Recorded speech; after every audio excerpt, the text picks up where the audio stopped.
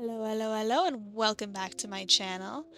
In case you couldn't tell from what I've done on my channel, I love digital art.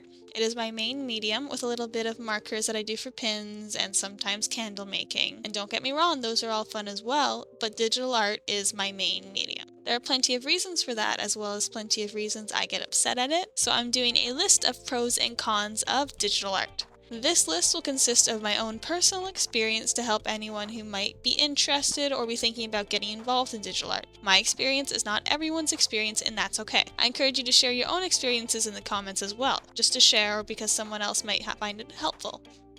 So let's go with the first pro. It is portable.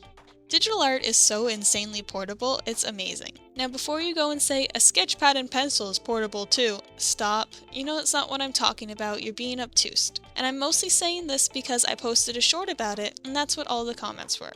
That and someone calling me an idiot because I had pretty nails. I wish I screenshotted it, it was just such a funny comment. Anyways, I'm pretty sure he was like super jelly that he didn't have them. Kinda lame. Let's normalize guys having pretty nails too.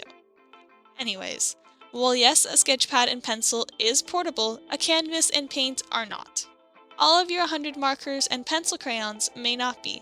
Your large format roll of paper you need to do for your landscape project also is not. Your light board is not. Yet, all of this is accessible in one little drawing tablet or iPad. You can complete an entire project during a road trip or an airplane flight if you wanted to. That is very helpful for people who might not always have the time to just sit down and get a studio set up before drawing. Or maybe people that aren't home all the time, maybe people that do split shifts and have to take a break and go to the Starbucks or whatnot. It also helps you get out of the house too, so then you can go and draw at Starbucks or do it wherever you want instead of having to be locked up inside all the time. This is one of my favorite parts of it. So this con is a little bit different, I find. It is the need to be perfect. While this could just be my own experience, I have had a few friends agree with me. With digital art, it's almost like it needs to be perfect. Mistakes are noticed much quicker than with traditional art, and your eyes are just less forgiving. I don't know if it's because we, as people, know sometimes there are unreversible screw-ups in traditional art versus digital art, thank you undo, and just don't notice the mistakes in general, or if it's something else. We could just have higher standards with digital art, I'm not really sure why, and if this affects you too, just let me know that I'm not crazy, you know? So for this pro, it is the ability to try different mediums. If you're someone like me that enjoys trying out different mediums, digital art is very helpful for that.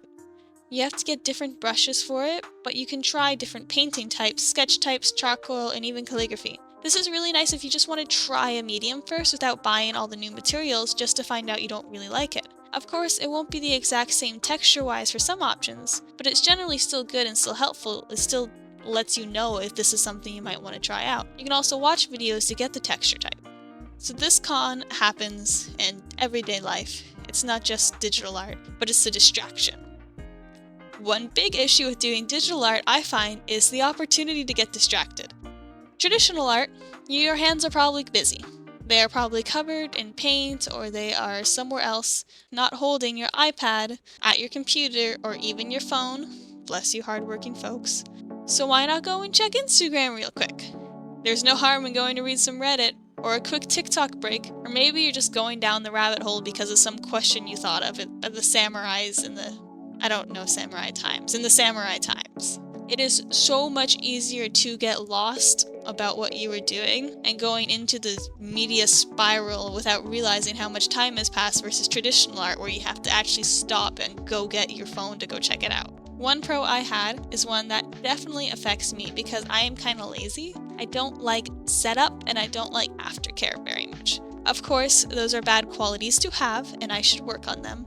But digital art does help me kind of push through it a little bit because things are less messy. For example, I really like painting or I really like charcoal when I'm not doing digital art. Both of those are incredibly messy. Like charcoal, my hands are covered in black and I can't get it off. Same with paint, I have to do a whole shower before I can go out anywhere because I'm a messy person as well. It's getting everywhere, especially when I want to try and smudge something and add texture. I use my hands. I like using my hand. But with digital art, all of that is fine. The only problem I have with digital art is that I can't eat things and use my iPad at the same time because it will get my iPad messy. And that is not something people should be doing either. So these were just a few pros and cons I could think of. You might have noticed that I didn't mention cost, which is generally a big thing for people, but it's because it varies a lot.